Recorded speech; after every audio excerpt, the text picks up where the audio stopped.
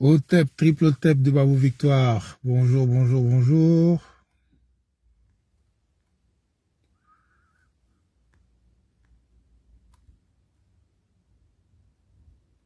Hey, infiniment rempli de valeur. Comment ça va, famille? Il y a longtemps, hein? Tu m'as abandonné, mais c'est pas grave. J'espère que vous allez bien. J'espère que tout se passe bien chez vous. Chez moi, ça va parfaitement. Tout va très bien. Partagez la vidéo, s'il vous plaît. Tapotez, comme on dit. Tapotez, tapotez, tapotez, tapotez, tapotez. Mettez les cœurs. Sonia, de mon cœur d'amour, comment tu vas? Bisous mouah, depuis ta position, la plus belle. Comment tu vas? Alors, juste 2 secondes, le temps que mon invité arrive. On acolyte, mon frère de ça. Oui. Maître Zoku. Oui, mon très cher Comment tu frère. vas? Oui, je vais bien. Ah, donc, Dieu merci. Voilà. Dieu merci. Attendez. Ah, c'est que... Mais le son, Voilà. tu m'entends bien?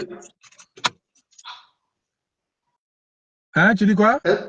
Est-ce que tu m'entends bien? Le son, ça Je va? t'entends très bien, oui. Ah, Dieu merci. Ok. Ok, infiniment rempli de valeur. Je prends ça comme ça. Sodaga Selve Kalbouré Zongo, bonjour à toi, bonjour à la famille. Partagez la vidéo s'il vous plaît, tapotez, mettez les cœurs, tout ce qu'il faut, qu'est-ce qu'il y a, mettez les poumons, mettez les intestins, mettez les... tout.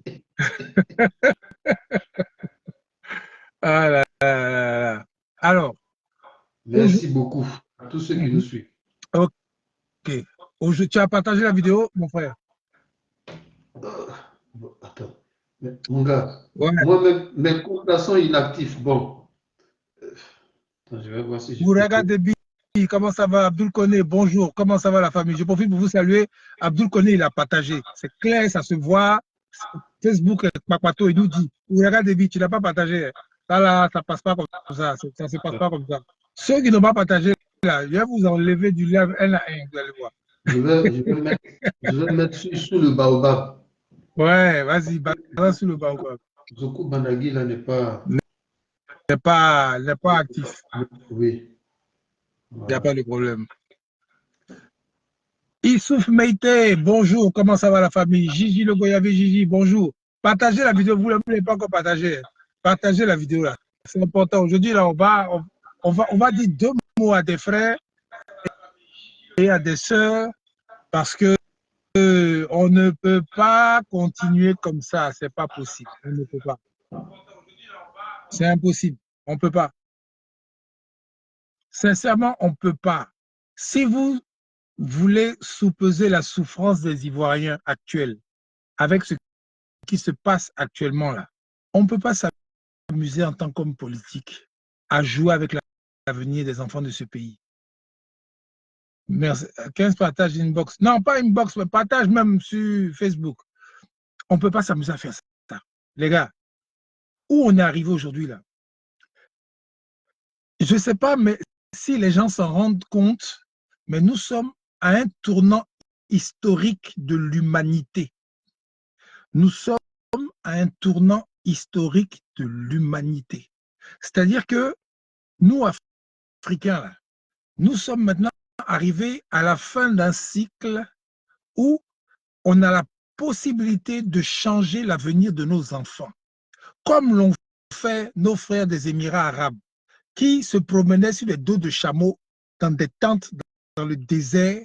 Et puis à un moment donné, là, quand on a fait la découverte du pétrole, ils ont dit que cette denrée là, que les gens veulent, là, il faut qu'on la vende nous-mêmes et qu'on profite de cet argent maintenant pour nous construire. Donc, ils ont pris leur courage, ils ont pris leur façon eux-mêmes, en fonction de leur culture, de diriger leur pays. Ils ont fait des familles, ils ont fait un royaume, ils ont fait des gouvernances qui leur conviennent et ils ont mis à la tête des gouvernants qui défendent leurs intérêts populaires. Aujourd'hui, si vous allez en Arabie Saoudite, les gars ne se plaignent pas. Vous n'allez jamais voir un Arabe de l'Arabie Saoudite, d'un pays quelque part dans le monde, en train de josser. Ça n'existe pas. Vous n'allez pas voir un Qatari aller se promener quelque part dans le monde en train de josser. Ça n'existe pas. Si vous les voyez là, c'est qu'ils sont bons se promener en touriste. Ils sont bons acheter des trucs, des parfums aux Champs-Élysées, des appartements, des trucs. Et puis ils ont fini, puis ils rentrent chez eux. Ouais. Max Tebil Lago, bonjour. Vous comprenez? Mais il y a eu à un moment donné des hommes qui ont des couilles, des hommes qui ont une vision, des hommes qui ont vraiment de la force et qui ont, malgré le fait qu'ils étaient faibles à l'époque, imposé aux plus puissants leur façon de voir les choses sur la terre de leurs ancêtres. Ça, ça ne se discute pas. Hein? Tournant de leur histoire, ils ont pris une décision, ils ont changé de braquet et maintenant, aujourd'hui, ils sont ce qu'ils sont. Aujourd'hui, c'est notre tour. Aujourd'hui, c'est notre tour, nous les Africains maintenant, de pouvoir transformer tout ce que nous avons comme matière première et les revendre maintenant aux gens pour qu'on puisse avoir la plus-value afin de pouvoir nous développer. Le temps là est arrivé où on doit avoir des hommes politiques courageux, des hommes politiques qui ont une vision, des hommes politiques qui aiment leur peuple, des hommes politiques qui sont vraiment intelligents, qui sont vraiment courageux pour pouvoir prendre les décisions qu'il faut, donner le ton qu'il faut, donner la direction qu'il faut au peuple pour que la vie de toutes les populations africaines change définitivement. Nous sommes arrivés à ce tournant historique parce que ceux qui se prétendaient être les plus forts du monde aujourd'hui ne sont plus les plus forts du monde. Le président Houphouët-Boigny, il a fait ce qu'il a pu pour la Côte d'Ivoire à un moment donné où il n'avait pas les moyens, il n'avait pas la force, il n'avait pas le pouvoir de faire quelque chose pour contrer ce que les gens faisaient contre lui et contre nous. Mais il a fait une chose qui est remarquable, qu'on n'oubliera jamais. Il a créé des écoles, des centres de formation pour former justement des intellectuels, des gens intelligents, des gens forts qui vont éventuellement, comme il a dit, dans les années qui sont là, transformer nos matières premières pour que quand on échange maintenant sur le marché international en plus-value, ça nous rapporte beaucoup d'argent afin qu'on devienne autonome, libre, définitivement. Voilà ce qu'il a fait pour nous, le président Houphouët-Boigny. Et ça, je vais lui reconnaître ça à vie. Et on ne peut pas lui reprocher ça. Il a fait ce qu'il fallait pour former des gens, des intellectuels intelligents, des intellectuels courageux, des intellectuels sachants, des intellectuels vraiment capables de transformer aujourd'hui nos matières premières pour en faire quelque chose vraiment de valable. Mais malheureusement, beaucoup d'entre eux sont devenus des petits bourgeois, sont devenus des petits gens confortables dans leur coin et qui à partir du moment où ils ont quelque chose à manger, leur petit truc, ils sont assis là, puis maintenant ils regardent les autres souffrir. Mais eux, tant que leur vie, leur famille, leurs trucs sont à l'abri du besoin, ils n'ont aucun problème avec ça. Ce temps-là est fini. Aujourd'hui, il est temps maintenant de dire les choses comme elles doivent être dites, d'appeler un chat un chat. Voilà pourquoi nous faisons cette vidéo aujourd'hui.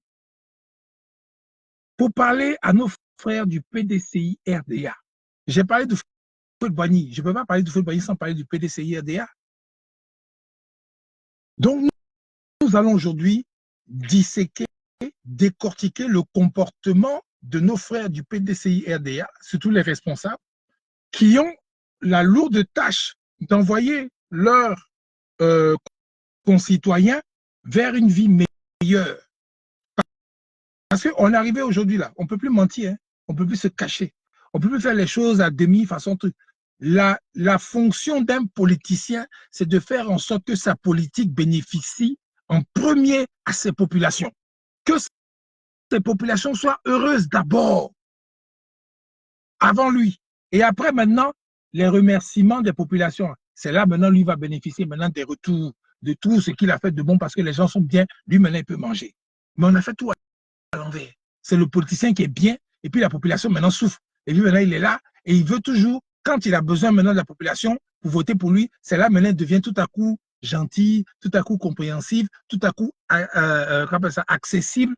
Et puis, une fois qu'il est encore consolidé dans son poste, il recommence encore les mêmes choses. Ce temps-là est terminé. Maintenant, c'est le peuple d'abord. Donc, je suis avec mon frère Zoku Malagui. Je vais le laisser introduire. Enfin, j'ai fait une pré-introduction, un préambule de ce qui va se passer, mais mon frère Zoku va commencer à vous entretenir sur ce que nous voulons vous dire aujourd'hui par rapport au PDCI-RDA. Oui, vraiment, merci beaucoup, mon frère Boakwasi. Tu as déjà bien introduit le sujet.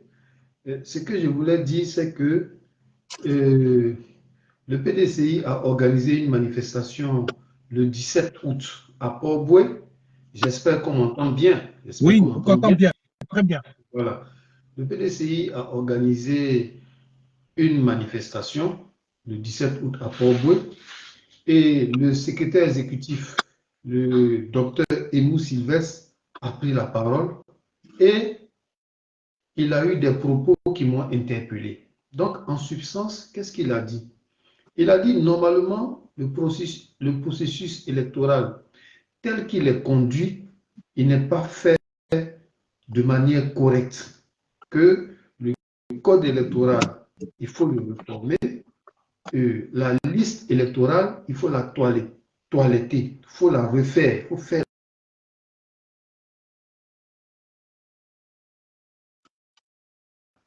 Ça relève de l'idéal.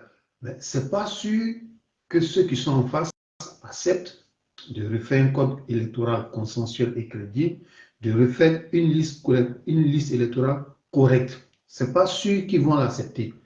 Mais, qu'à cela ne tienne, on peut quand même augmenter le nombre de ceux qui sont enrôlés, parce que d'après les standards internationaux, une bonne liste électorale, ça doit contenir au moins 40% des gens en réalité.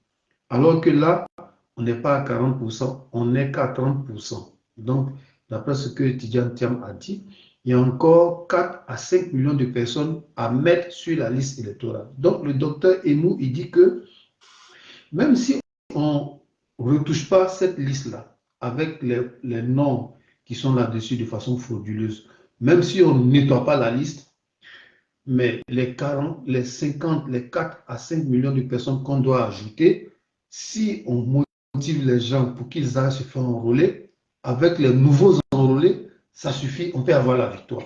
C'est ce que le docteur Emou a dit.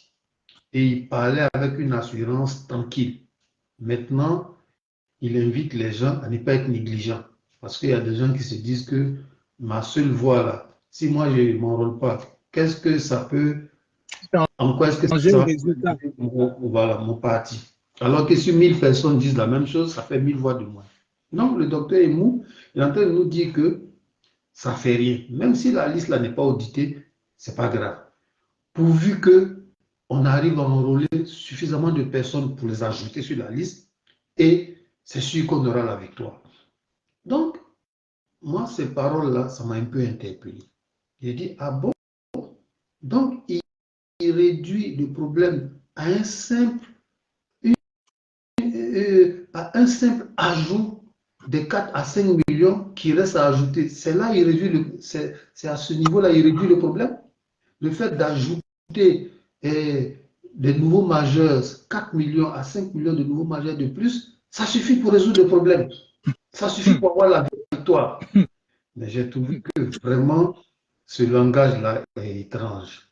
Venant d'un responsable comme lui, qui a pu se faire élire 2 fois, qui a fait des campagnes, qui connaît le terrain, réduire la question à un simple problème de 4 à 5 personnes à enrôler de plus pour avoir la victoire, on a trouvé que c'est un langage bizarre.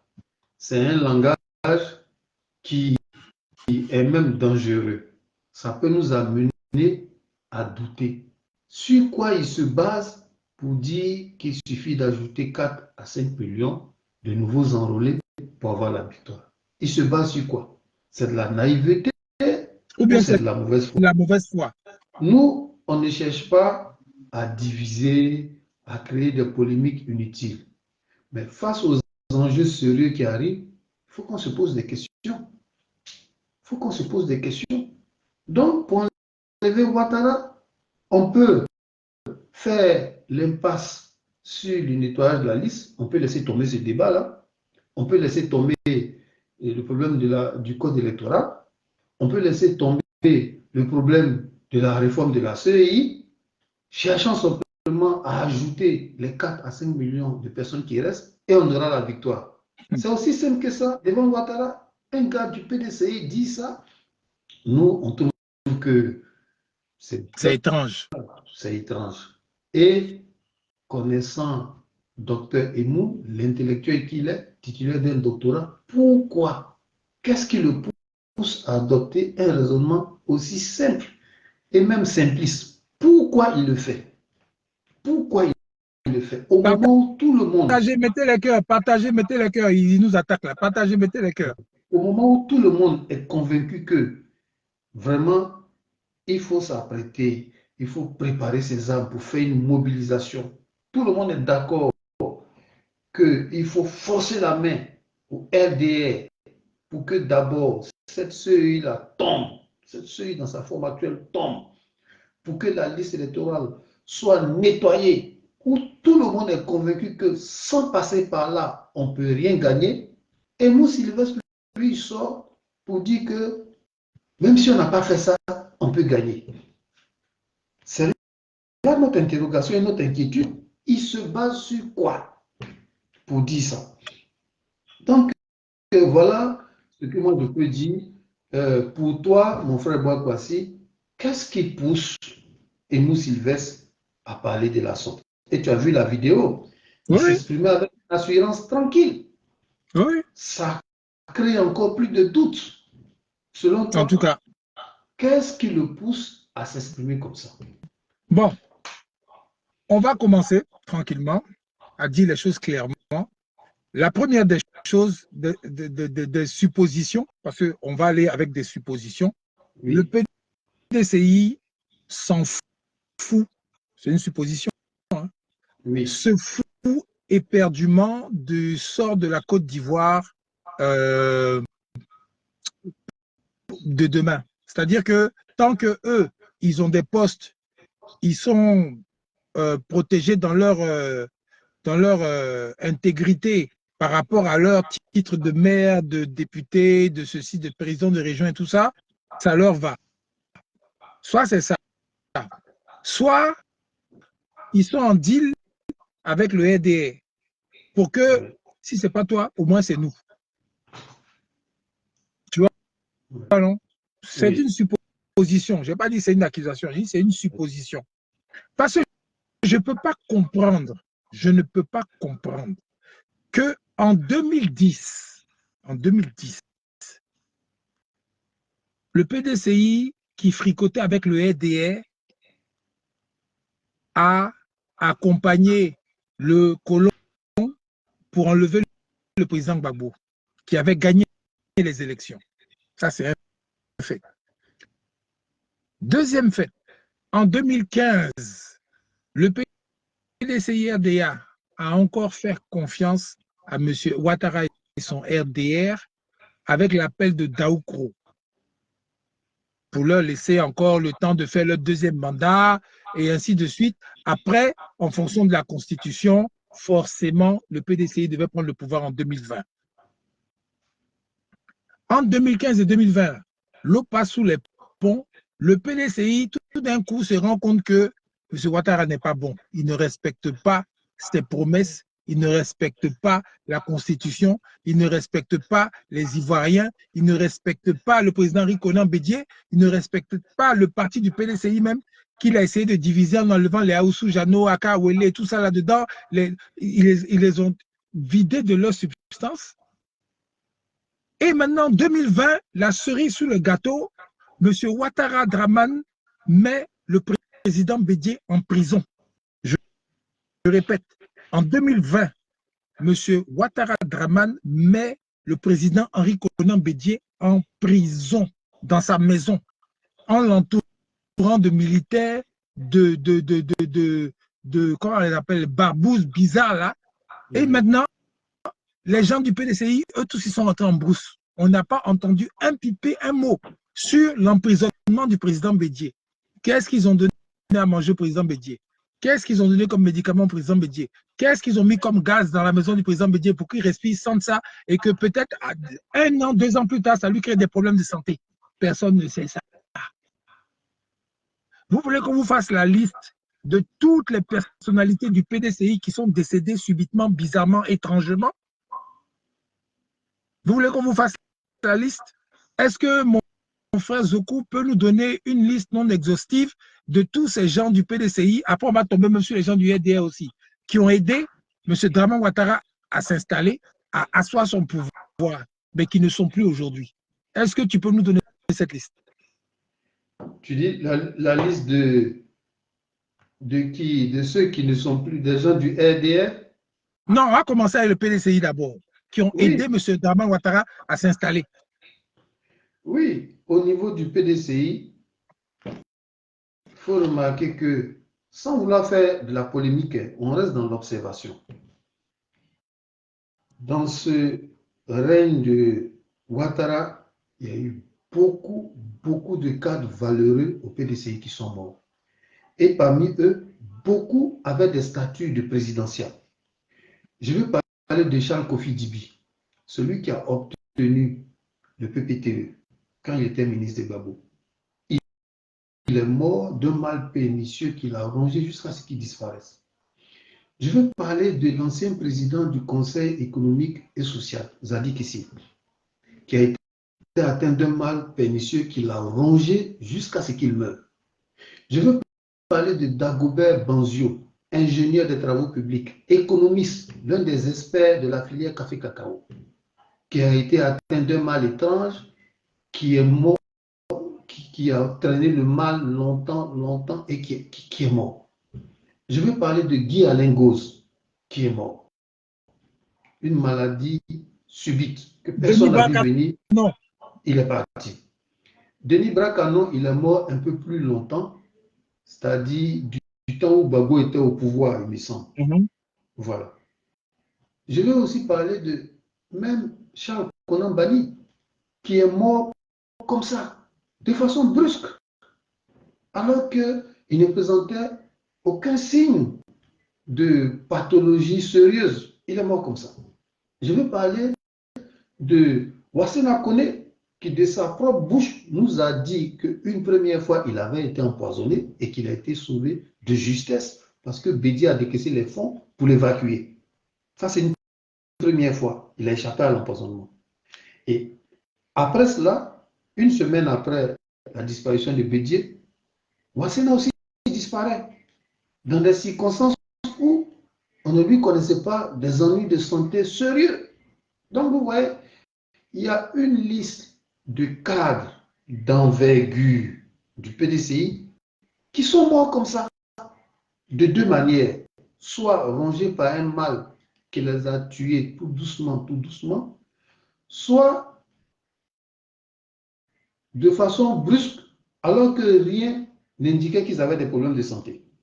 Ouais. Mais il faut excuse-moi, mais il faut faire le rapprochement entre la mort du président Bédié et la mort du ministre Ouassena.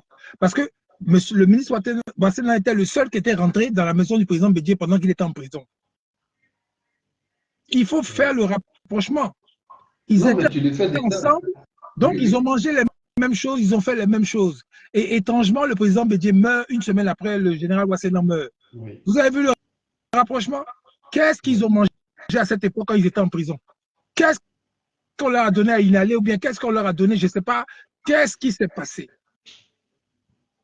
Oui. Ça là, les cadres du PDCI là, ils ne voient pas ça à leurs gros yeux là.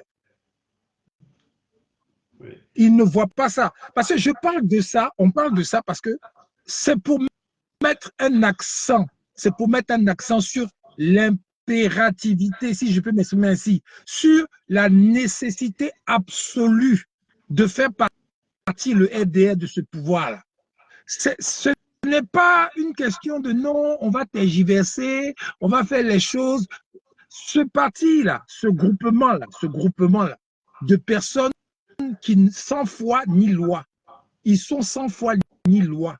Ils font ce qu'ils veulent, à qui ils veulent, comme ils veulent, quand ils veulent. Et puis ça ne va pas quelque part. Depuis qu'ils sont au pouvoir, c'est ce qu'ils s'amusent à faire tout le temps. Au lieu de chercher à faire en sorte que l'économie de la Côte d'Ivoire soit la meilleure du monde, eux, ils sont dans leur petit business de règlement de compte avec les gens au fur et à mesure que le temps passe, au fur et à mesure que les choses pour considérer leur pouvoir. Voilà dans quoi ils sont. Et aujourd'hui, maintenant, même pour parler en Côte d'Ivoire, les Ivoiriens ont peur de parler, ont peur de s'exprimer. Nous, on est à l'extérieur, on peut parler un peu. Mais ceux qui sont au pays, là, ils ont peur de parler. Et même ceux qui sont à l'extérieur, souvenez-vous de Steve Biko, qui sont allés chercher avec un jet privé en Mauritanie. Parce que la Mauritanie aussi, c'est un pays de bras cassés. C'est un pays comment ça, démocratie bananière, où les gars, ils peuvent faire exactement n'importe quoi. Donc, ils peuvent permettre à M. Ouattara de venir soulever l'individu et puis le ramener en Côte d'Ivoire. Par rapport à quoi? Parce qu'il passe sur les réseaux sociaux. Vous vous rendez compte? Ouais. Combien de fois ils essaient d'aller chercher Soro Guillaume dans tous les pays du monde? Faire tout pour que les choses... Non, les gars, à un moment donné, ça suffit. Même au pays, pour parler. Là, aujourd'hui, là, je veux tirer mon chapeau bas à Puchéri Balé. À Puchéri Balé, qui est une femme qui n'a pas peur de dire ce qu'elle pense. Malgré le fait qu'on l'ait mis en prison. Je crois que c'est 2 fois, non? Qu'on l'ait mis en prison 2 fois. La dame, elle dit toujours ce qu'elle pense. Elle fait ses actions sur le terrain. Elle fait tout. Pour moi, même, c'est la plus grande politicienne de Côte d'Ivoire. Aujourd'hui, on parle. Puis Chéri Balé, là. C'est la plus grande. C'est elle qui a le cœur. Elle qui est une femme, hein. On lui a arraché son boulot. Elle ne travaille plus. Comment elle vit, on ne sait pas. Mais elle est là sur le front. Elle n'a pas peur de dire les choses telles qu'elles sont. Elle dénonce les choses telles qu'elles sont. Elle ne va pas dans un sens ou bien dans l'autre. Non, elle parle pour le peuple, pour la population. Cette femme-là, elle n'a personne pour l'aider, à part des mains, des fois, qui peuvent essayer de faire ce qu'ils peuvent pour qu'elle survive, parce qu'elle survit avec sa famille, mais elle n'a pas la trempe du PDCI-RDA, qui a tous les cadres et les moyens de pouvoir aisément s'exprimer clairement par rapport à la situation d'urgence qu'il y a aujourd'hui. Mais on voit nos gars du PDCI qui sont là. On compte sur le carnet d'adresse de M. Thiam qui fait des photos avec Bill Gates, avec tous les grands du monde, machin truc. Ça suffit largement pour que les Ivoiriens analphabètes, là, les Ivoiriens qui ne comprennent rien dans la politique, qui ne comprennent rien dans l'économie, là, ils suivent M. Thiam comme ça, bêtement, comme des moutons. Parce que où on arrive aujourd'hui, là, c'est une affaire d'expliquer aux populations les enjeux de la tournure du monde actuellement, pour qu'ils comprennent et qu'ils aillent maintenant avec cette compréhension dans les urnes déposer leur voix pour celui qui les convainc le mieux. C'est dans ça qu'on est arrivé. Hein. Ce n'est pas pour venir faire encore les beaux gosses, les gens qui connaissent les gens dans le monde et ceci, cela. Non, là maintenant, ce n'est pas les Bill Gates qu'il faut convaincre, c'est les Ivoiriens qu'il faut convaincre. Leur dire que leur vie peut changer parce que voilà comment on va faire, voilà comment on va faire, voilà comment on va faire. On a les cadres dynamiques qui ont été formés par Houphouët-Boigny qui peuvent changer les matières premières aujourd'hui parce qu'ils sont intelligents. Nous sommes intelligents. On peut changer nos destinées, on peut changer tout dans le pays pour que tout le monde puisse manger à sa faim dans ce pays. C'est à ce stade-là qu'on arrive aujourd'hui. Et il faut dire la vérité aux gens. Il faut arrêter de tourner autour du pot, faire la politique politicienne qui ne mène à rien et qui fait que les gens sont embrouillés plus qu'autre chose. Voilà ce que je peux dire pour le moment, mon frère. Oui, merci. Je voulais te demander, est-ce qu'aujourd'hui, par rapport aux autres jours, est-ce que tu sens encore les petits bruits parasites Non, c'est bon. éventuellement? C'est parfait, c'est bon. Ok, Dieu merci. Non, vraiment, merci pour le développement que tu viens de faire, parce que c'est important. C'est le lieu d'interpeller le PDCI. On a rien contre vous. Mais on remarque une chose claire. Vous avez toujours des positions bizarres. Vous avez toujours des manières de fignoler, de ne pas vraiment dénoncer le mal, de ne pas prendre position contre la gangrène. En 2010, c'est vous qui avez appelé à voter Ouattara. Vous avez accompagné un peu le RDR. Vous avez participé même aux modalités pour transférer Gbagbo. Vous êtes toujours dans des positions bizarres. Bon, on est entre frères, on peut oublier ça. Maintenant qu'il y a déjà un communiqué qui a été lu par Simone Gbagbo qui montre que les gens sont en train de se rassembler pour imposer de bonnes conditions d'élection. Voilà un mot qui vient pour dire que non, en fait, bon, c'est vrai, hein, la liste électorale c'est important, hein, mais même si on n'a pas refondé, c'est pas grave. Mais c'est bizarre. Grand frère, ou bien le frère Emou Sylvestre, notre frère ivoirien, monsieur docteur Emou, pourquoi vous dites ça?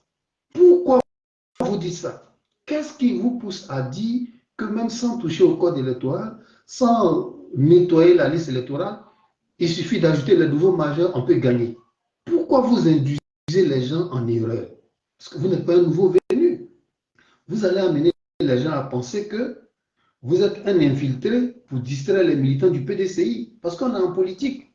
Quand il y a des moments sensibles, il y a toutes sortes de petites combines qui se font.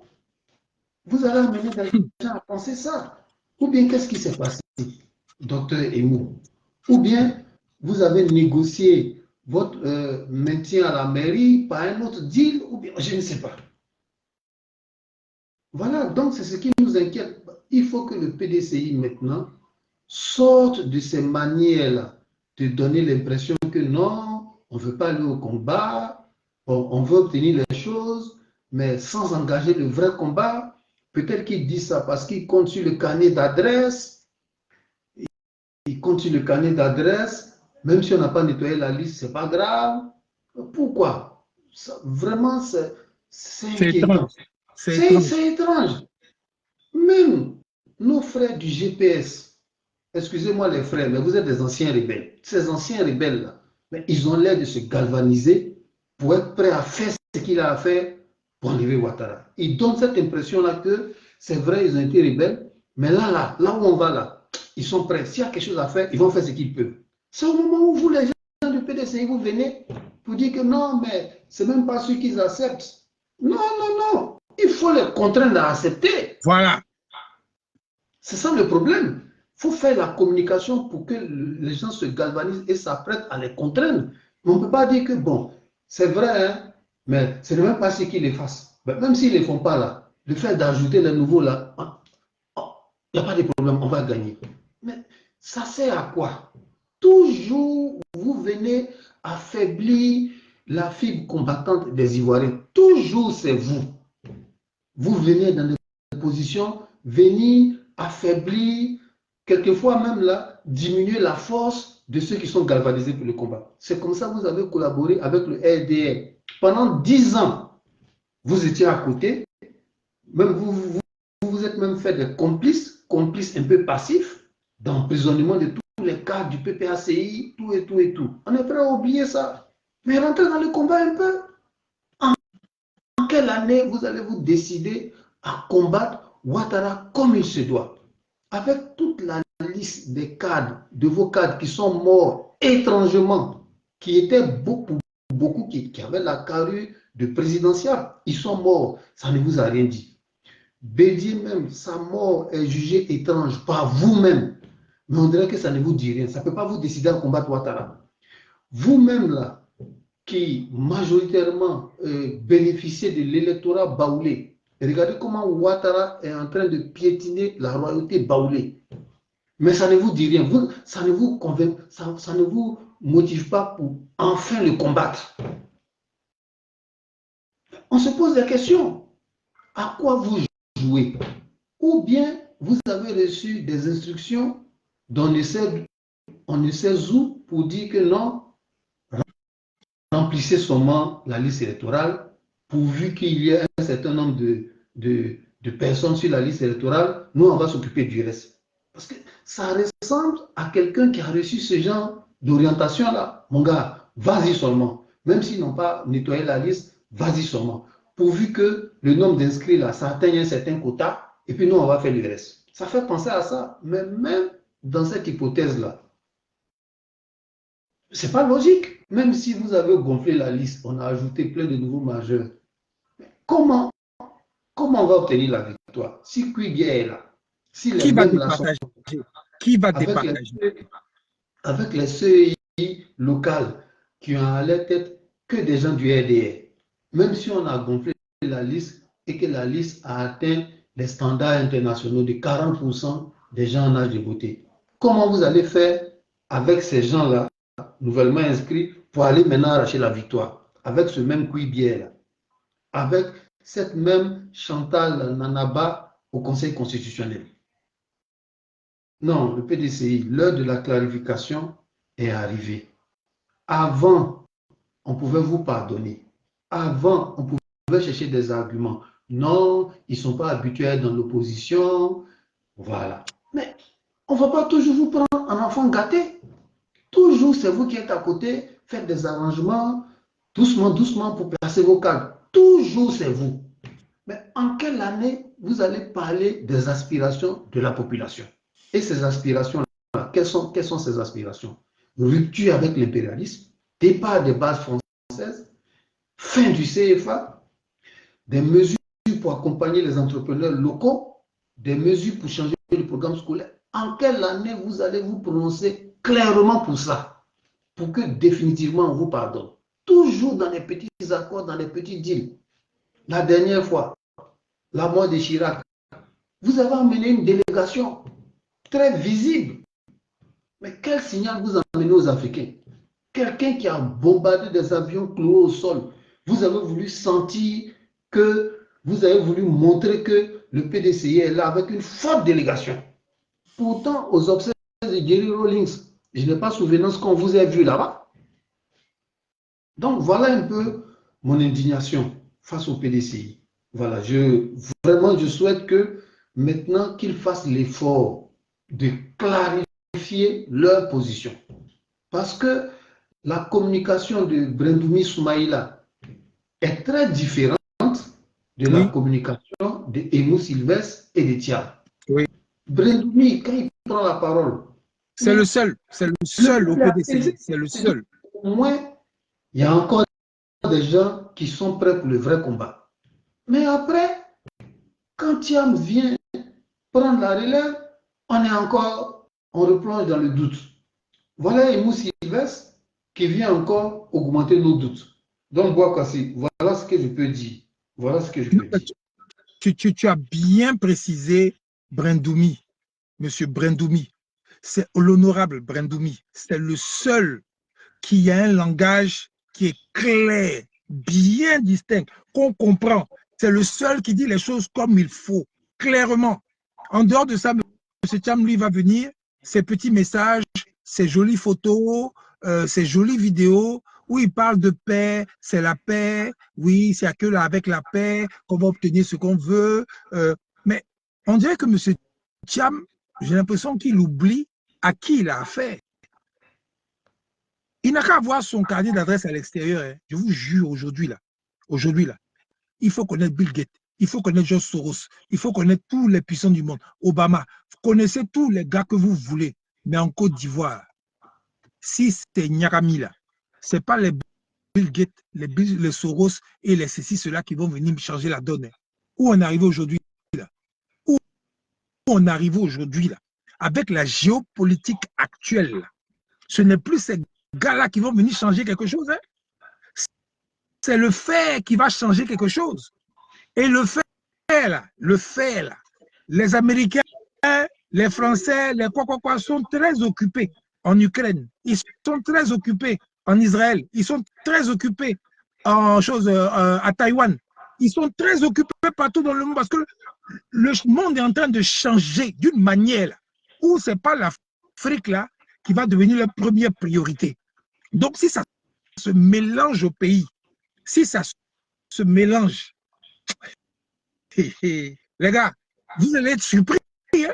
Vous allez être surpris.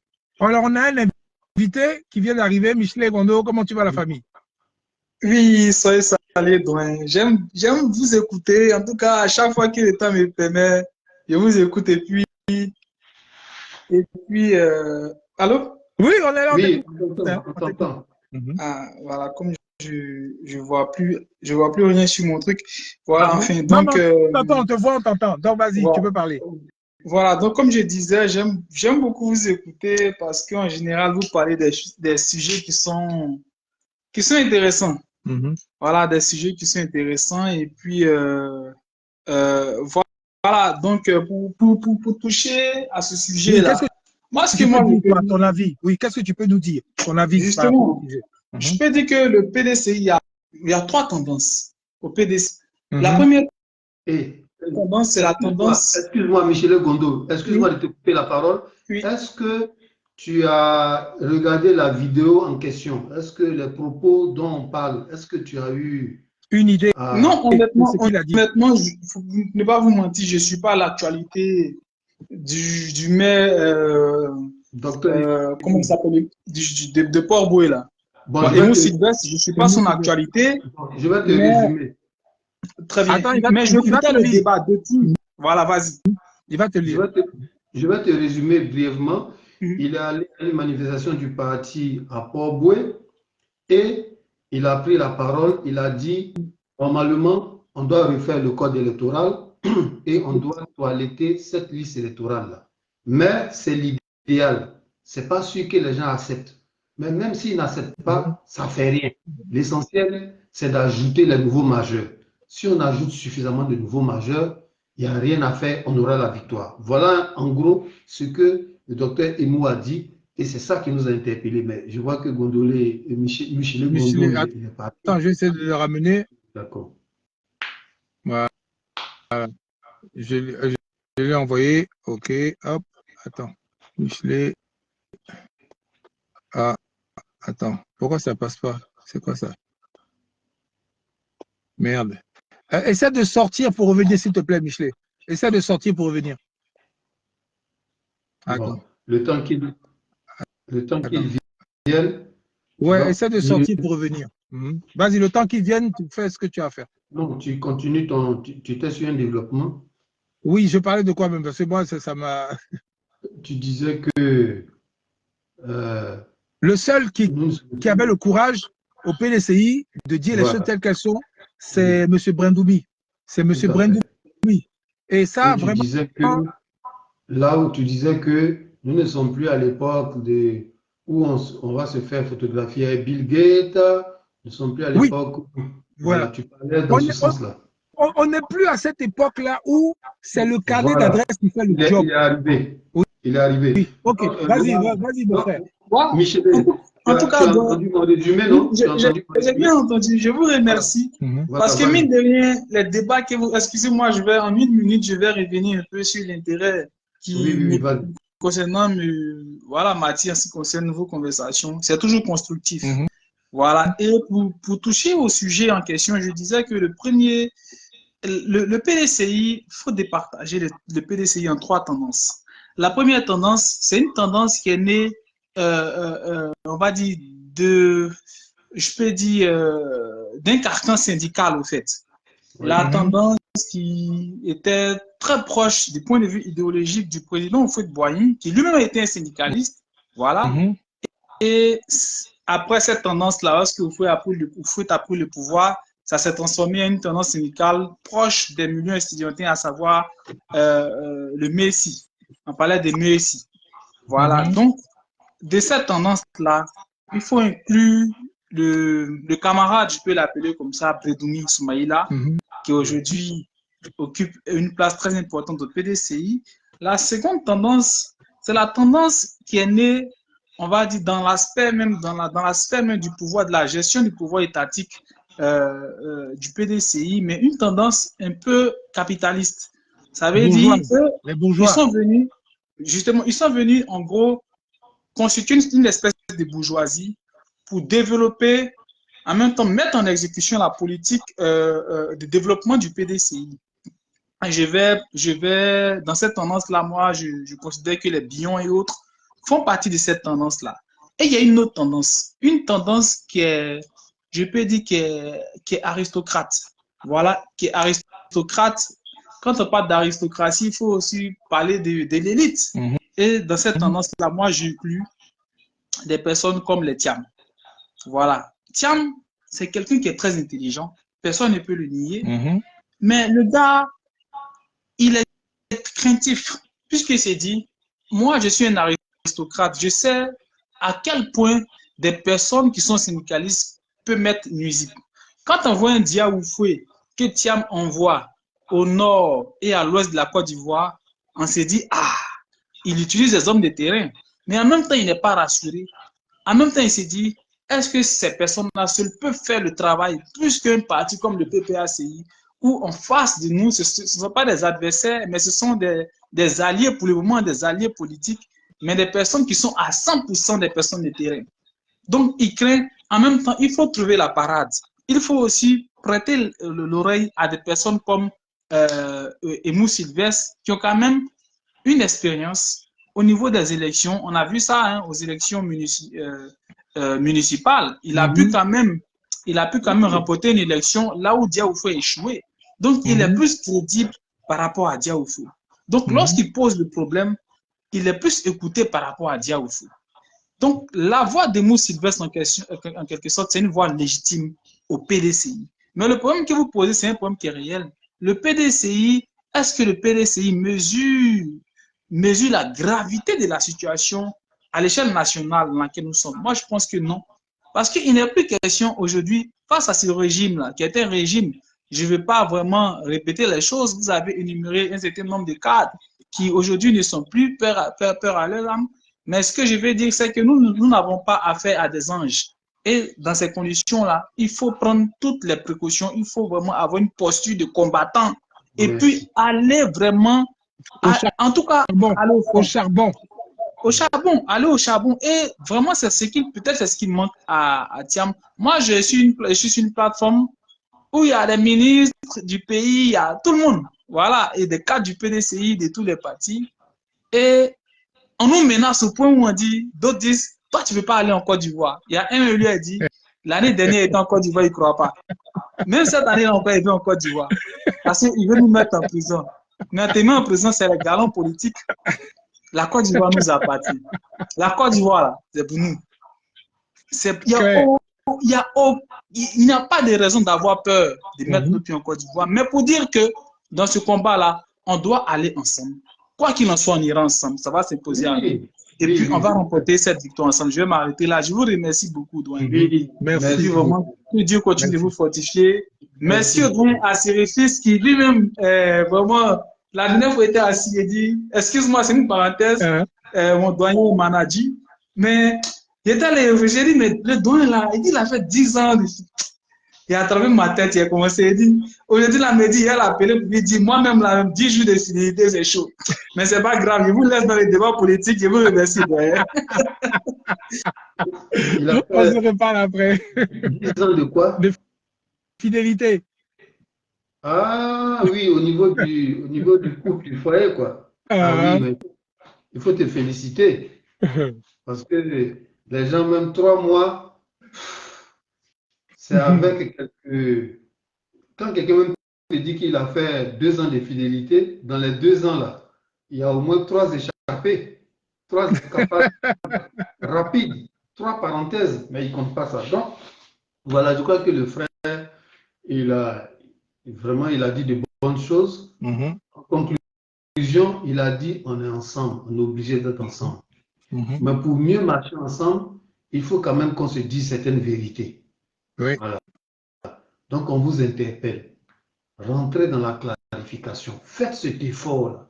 Moi, je ne veux pas jeter l'anathème sur tous ceux qui sont au PDCI. Non, il y a des gens qui sont patriotes. Il y a des gens qui interviennent. Ils ont pris conscience qu'on ne peut rien obtenir sans un combat sur le terrain. Il y a des gens qui ont cette approche-là. Mais ils sont un peu refroidis par certains cadres. Vous voyez, bon, je disais à mon frère, c'est le fils que tout le monde reconnaît la légitimité historique d'Houphouët-Boigny. Bon, même un moment, Gbagbo disait que non, lui, il refuse cette notion de paix de la nation. Mais avec le recul, bon, on a pris un peu de la distance par rapport à ces paroles-là. Il est reconnu comme le père de la nation. Mais vous, au PDCI, vous ne pouvez pas faire de la figure d'Oufoué le seul élément de votre démarche politique. Il faut boigner la paix, il faut boigner la paix. Non, non. Vous ne pouvez pas faire des paroles, de la démarche d'Oufoué. Vous ne pouvez pas vous appuyer uniquement sur ça pour avancer. Parce que Oufoué, là, il est venu, même si de temps en temps, il a collaboré avec l'Occident, mais il avait une vision. Il a investi beaucoup dans la formation, ça se voit. La Côte d'Ivoire a des grandes écoles, les gens viennent ailleurs pour se faire former en Côte d'Ivoire. Mais pourquoi il a fait? C'était pour que vous, arrivé un moment, vous preniez la relève pour assurer l'indépendance économique. C'est pour ça qu'il a fait ça. Qu'est-ce que Fologo a dit? Fologo dit, il a eu à discuter avec Oufoué. Et Oufoué a dit clairement que nous n'avons pas encore l'indépendance économique. Mais c'est nos enfants, c'est la relève qui va assurer cette indépendance-là. Et je reprends les paroles de Fologo. Fologo a dit, Oufoué a dit, ça sera très difficile. Ça sera très, très difficile. Donc, Oufoué, s'il vous a donné tant de bourses et par lesquelles vous avez été formé dans tous les domaines, les Nyamien Yao, les Thierry Tano, les Tidjan Tiam, les Jean-Noël Loukou, les Gikawe, grands cardiologues, les, comment ils s'appellent là, et Veille Bernard, c'est pour aller rentrer dans cette difficulté-là. Ce n'est pas pour rentrer dans des deals pour garder des postes. Parce que Fologo a dit, ou Fologo a dit clairement que c'est nos enfants, ceux qu'on forme là, c'est eux qui vont aller arracher l'indépendance économique. Mais ça sera difficile. Mais vous voulez arracher ça en évitant le côté difficile. Est-ce que vous êtes vraiment digne de Oufoué sur toute la ligne? Ou bien vous utilisez Oufoué pour manipuler l'opinion? Parce qu'on ne peut pas continuer à bourrer, à faire de la paix, il faut boigner, la paix, il faut boigner, et puis en dessous, aller faire les deals, ne pas gêner lui qui est au pouvoir, chercher toujours les deals. Non, on ne peut pas continuer comme ça. Si vous continuez comme ça, mais c'est de l'imposture. Vous n'êtes pas dans les gigas de Ouattara, mais c'est une autre forme secondaire d'imposture. Oufoué, il a combattu, il a combattu. L'histoire le dit. Arrivé un moment, peut-être que le coût humain qu'il a évalué, le coût que ça devait engendrer, étant sans doute un peu fort, difficile à supporter, il s'est calmé. Il dit bon, parce que quand Biaka est mort, les gens qui ont voulu manifester, ils ont été exécutés. Quand les abbés à Rubino, la révolte des Gbang, quand il a vu la répression contre laquelle on n'avait pas d'éléments, il s'est dit que humainement, mieux vaut préserver les vies. Mais en retour, je forme une génération qui, à l'avenir, va maintenant parler d'égal à égal avec les colons. Mais c'est vous là. Et il a dit que ça sera difficile. Mais soyez digne d'Oufoué, rentrez dans la difficulté, puis travaillez dedans. Même Bédier, vers la fin, j'ai vu un audio de Bédier où il était en conclave avec le chef Baoulé, où il a dit que oui, les gens veulent arracher le PDCI, mais j'ai dit non, j'ai résisté. Les gens veulent prendre le PDCI, ils font pression sur les cadres, mais il y a des gens qui sont restés fidèles, que je n'ai pas peur. On va mener le combat. C'est dans cette époque-là, il est allé vers le CNT. Vers la fin, Bédier est rentré dans cette vision-là de combat. Oui. Malheureusement, il est mort au moment inattendu. Donc, vraiment, on vous encourage. Vous êtes nos frères. On ne va pas vous renier. Non, vous êtes nos frères. Vous avez votre place. Vous avez vos compétences. C'est bien. Mais pardonnez. Laissez à faire des carnets d'adresse là. Allons lutter sur le terrain. Et puis éviter ce langage-là qui peut mettre la confusion dans l'esprit des combattants. Voilà. Mais quand les guerriers qui ont subi un génocide, qui font partie de ceux qui ont été le plus affectés et qui sont décidés à engager même leur vie pour combattre, quand les guerriers entendent ça, ils vont voir ça pour la traîtrise. Ils vont dire que vous les avez abandonnés. Les gens de l'Ouest qui ont tout perdu sous le régime Ouattara, que voulez-vous que ces gens-là pensent de vous? Les planteurs qui n'arrivent même pas à écouler vos produits, quand ils entendent ce langage-là pour dire non, on n'a pas besoin de nettoyer la liste électorale, vous voulez qu'ils pensent quoi de vous? Ils vont dire que vous êtes en train de les lâcher. Donc voilà, ressaisissez-vous. Et puis voilà, donc voici, voilà un peu le deuxième coup de gueule que j'avais. Compléter ce que tu viens de dire avec une ouverture sur le futur. Tu m'entends bien? Oui, je t'entends, moi je t'entends. Je veux signaler à ceux qui sont en train de fignoler là, actuellement. Là. Non, on n'a qu'à faire doucement, on n'a qu'à faire comme ci, on n'a qu'à faire comme ça, mais finalement, on va voir ça, on n'a qu'à laisser le EDF faire ce qu'il a envie de faire. Écoutez-moi bien, ce que je vous dis là, c'est sur mon honneur que je parle. C'est sur mon honneur que je parle. Et ça, là, je ne le dis pas souvent, mais là, c'est sur mon honneur. Ça veut dire que ce que je vais vous dire, là, ça n'a qu'à bien rentrer dans vos yukuli passés. C'est ce qui va se passer. Je ne suis pas le bon Dieu. Hein. Je ne suis pas un devin ou bien un apôtre, mais je ne sais pas comment vous appelez ça. Non. Je suis quelqu'un qui observe beaucoup, qui analyse beaucoup, surtout sur le plan international. Je tiens à vous prévenir encore une fois que l'AES, là, les chefs militaires de l'AES, là, si vous pouvez comprendre mon langage, comprenez. Si vous n'avez pas compris, tant pis. Mais les gens de l'AES, là, qui sont en train de se libérer totalement et définitivement du colon, ne vont jamais permettre à des pays voisins d'installer des bases militaires qui vont leur créer des problèmes. Je reprends. Je dis que les gars de l'AES, là, ils ne vont jamais, mais au grand jamais, permettre à un pays voisin d'installer des gens de l'OTAN pour venir les faire chier dans leur politique de liberté actuelle. Je l'ai dit 2 fois. Celui qui a des oreilles pour entendre, il n'a qu'à entendre. Que Choko Nanchaka, le gouvernement du RDL, ils vont se prendre quelque chose dans la figure.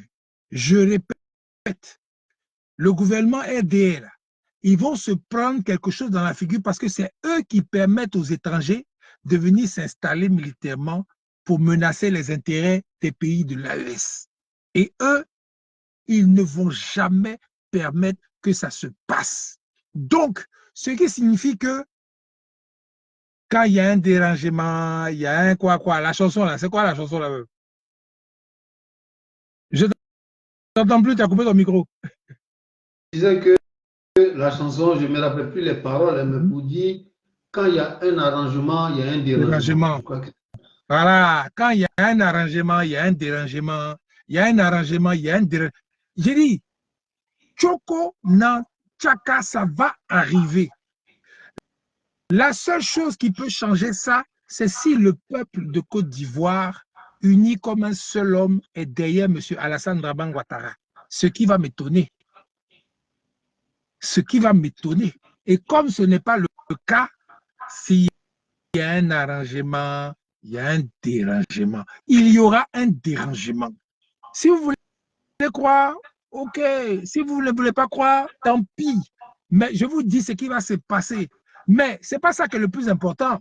Le plus important, c'est après le changement de la nature du pouvoir. Ceux qui se croient aujourd'hui des bœufs alors qu'ils sont des crapauds, c'est là qu'ils vont être réduits à leur plus simple expression. Une fois que le danger du RDR ne sera plus là, les vrais Ivoiriens entre eux, là, ils vont se retrouver. La liberté de la parole sera enfin distribuée. La pensée sera ouverte. Les gens vont dire vraiment ce qu'ils ont sur le cœur. Et à ce moment-là, ceux qui étaient en train de fignoler aujourd'hui, là, ceux qui n'ont pas dit exactement ce qu'ils veulent voir pour le futur du pays, là, si vous venez vous asseoir à une tribune pour dire que je ne sais pas, hein. Je ne sais pas, hein. Réfléchissez très bien. Je vous ai prévenu que vous fassiez vos fignolages, vos trucs là, vos arrangements, machin truc. forcé, je dis bien forcé, M. Ouattara s'est fait assez d'ennemis pour recevoir ça sur sa figure. C'est une obligation, ça ne va pas être autrement, je vous dis ça. Ce qui se passe, le silence que vous voyez actuellement qui est assourdissant, ce ne sont que des préparatifs, et ils le savent. La seule chose maintenant qui fait que la France, les États-Unis et tout cela là, ne disaient rien actuellement, parce qu'eux aussi sont préoccupés, parce qu'ils ont peur de qui va prendre le pouvoir après Ouattara. Est-ce que c'est quelqu'un qui va rentrer directement dans l'AES, qui va mélanger tout leur programme économique, ou bien c'est quelqu'un qui sera sensible à leur politique à eux et qui va maintenant, avec le peuple ivoirien, qui va accepter de retourner dans les entourloupes du colon et qui va continuer à vivre comme avant, comme on vit maintenant, dans la souffrance. Voilà les deux camps. Il y a les Ivoiriens qui veulent être libres. Il y a les Ivoiriens qui veulent vraiment décider par eux-mêmes, pour eux-mêmes, entre eux-mêmes, réfléchir et puis maintenant discuter avec qui ils veulent comme partenaire qui pourra échanger avec eux. Donc, en toute liberté. Et puis maintenant, il y a ceux qui vont dire que non, nos amis, c'est la Paris, nos amis, c'est les Américains, nos amis, c'est ceux qui nous ont mis en esclavage, ceux qui nous ont mis en la colonisation, mais aujourd'hui, comme ils changent un peu de parole, donc on va continuer comme avant. Voilà les deux camps. Il n'y a pas autre chose. Maintenant, si vous voulez faire votre sondage, demandez aux jeunes dans la rue, là, s'ils sont prêts à aller encore avec la politique d'avant, là, ou bien ils sont prêts à aller faire comme les gens de l'AES. Vous allez voir. Faites un sondage et puis vous allez comprendre ce qui est en train de venir. Je ne dis pas ça dans le vent comme ça. Hein. Je dis, si vous ne me croyez pas, faites un sondage dans les rues, partout. Demandez aux jeunes là, est-ce que vous voulez la politique des Oufoués d'avant là, où on est encore enchaîné, le port ne nous appartient pas, les commerces, toute l'économie de Côte d'Ivoire ne nous appartient pas, ça appartient à des étrangers. Et puis maintenant, on se débrouille comme ça, ou bien on veut vraiment que tout appartienne aux Ivoiriens. Et à partir de là, maintenant, la politique change pour que les Ivoiriens puissent être chez eux rois. Vous allez voir. Vous allez voir, parce que c'est ce qui est en train d'arriver. On est arrivé à ce stade-là. Mais les gens sont en train de tourner autour du pot, faire semblant de parler d'autres choses pour détourner l'attention, mais on ne peut pas échapper à ce qui va arriver. On ne peut pas échapper. Nous, on vous dit ça clairement. Il y en a d'autres qui vont cacher, ils ne vont rien dire. Ils vont dire, oh, pourquoi lui il a parlé de ça, oh, pourquoi il a dit ça. Mais nous, on vous dit la vérité. Maintenant, si vous voulez rester dans vos positions de fignolage, de division, de choses, quand ça va changer là, et que les Ivoiriens seront libres de parler, seront libres de dire ce qu'ils ont envie de dire, à qui ils veulent, je vous assure qu'il sera très dangereux pour vous de venir leur dire que non, bon, moi j'étais là, hein, moi j'ai parlé, hein, moi j'ai fait ça, hein, alors que vous n'avez pas fait. Ils vont taper sur vos bouches. Ils vont taper sur vos bouches là. On vous prévient, parce que c'est ce qui est en train de venir. Parce que le cas de figure qu'on est en train de discuter actuellement là, c'est ouais, bon, on va aller aux élections, 2025 arrive, et puis on fait des élections, et puis maintenant, X ou Z gagne avec la CEI qui est là. Ça, c'est ce que les gars voient, c'est ce que les politiciens disent. Mais dans la réalité, là, ça ne va pas se passer comme ça. Dans la réalité, là, ça ne va pas se passer comme ça. Parce que les gens vous ont prévenu qu'ils vont vous taper. Et si jamais les gars de l'OTAN là se mêlent, ça va être deuxième Ukraine en Côte d'Ivoire. Mais la différence, c'est que le peuple de Côte d'Ivoire va aller du côté de ceux qu'on le fait aussi et qui sont contre le RDR. Et ceux qu'on le fait, qui sont contre le RDR, ah, ce n'est pas des enfants, parce que derrière eux, il y a un gros ours qui est là aussi, qui a décidé aussi de tout mélanger en Afrique pour lever ça dans la main de ceux qui les ont emmerdés en Ukraine. Je ne sais pas si vous comprenez ce que je suis en train de vous dire. Mais c'est ce qui va se passer. Les gens pensent que c'est du jeu. L'OTAN d'avant, là, ce n'est plus l'OTAN d'aujourd'hui. Le temps d'avant n'est plus le temps d'aujourd'hui. L'OTAN d'avant n'est plus l'OTAN d'aujourd'hui. Ils n'ont plus la même force qu'avant. Ils vont vous blaguer cadeau. Écoutez le cœur des Ivoiriens. Écoutez la souffrance des Ivoiriens. Écoutez le ras-le-bol des Ivoiriens. Écoutez le cri de détresse des Ivoiriens. Écoutez le cri de détresse des Ivoiriens. C'est là que vous allez comprendre réellement ce qui se passe. Sinon, si vous écoutez les discours de vos carnets d'adresses là, si vous écoutez les promesses de vos carnets d'adresses là, les Ivoiriens ne vont pas vous... Les gars, Commencez maintenant à faire photos avec nos frères africains, faites des photos avec nos frères de l'AES, faites des photos avec tous ceux qui veulent vraiment être libres, qui veulent l'Afrique libre. Commencez à faire vraiment des choses dans ce sens-là pour conforter le cœur de tous ceux qui en ont marre de souffrir en Afrique. Sinon, si vous êtes dans vos trucs de prince, de chicance, comme le gars de Rwanda, là, vous êtes dans votre truc là, vous pensez que vous allez faire la Côte d'Ivoire un Rwanda bis. Le Rwanda, là, eux, la différence, là, c'est que Kagame, lui, s'enrichit sur les richesses du Congo. Ce qu'il est en train de construire au Rwanda, là, c'est sur les richesses du Congo qu'il prend ça. Et puis maintenant, le gars, lui, au moins, il travaille pour son peuple.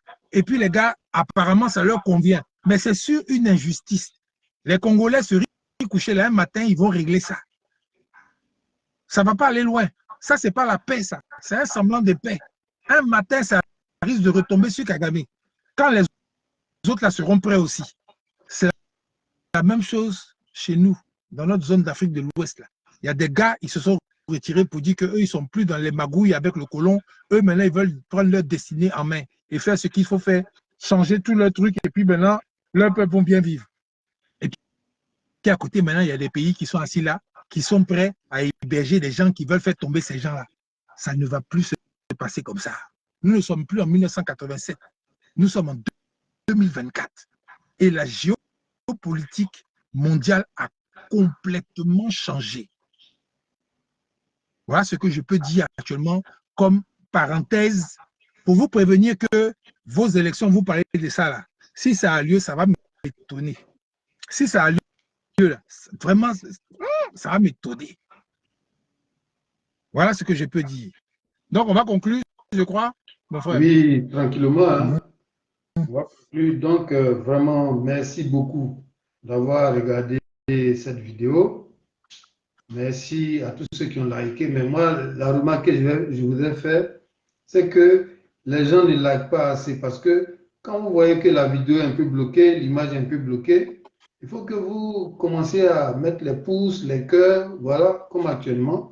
Voilà, peut-être que c'est le seul moyen qu'on a. Donc, merci à tout le monde et rendez-vous une prochaine fois pour développer un autre thème. Vraiment, je vous remercie. Ok, merci. Hey, nos frères du PDCI, là, il faut vous ressaisir, s'il vous plaît. Il faut vous ressaisir. Le tir où vous allez là, c'est pas bon.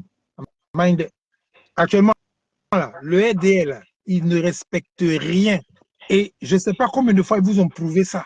Si vous voulez encore les suivre pour aller dans des élections avec leur système là, c'est vous qui avez décidé de mettre les Ivoiriens dans la merde. C'est vous. Vous serez responsable de ça.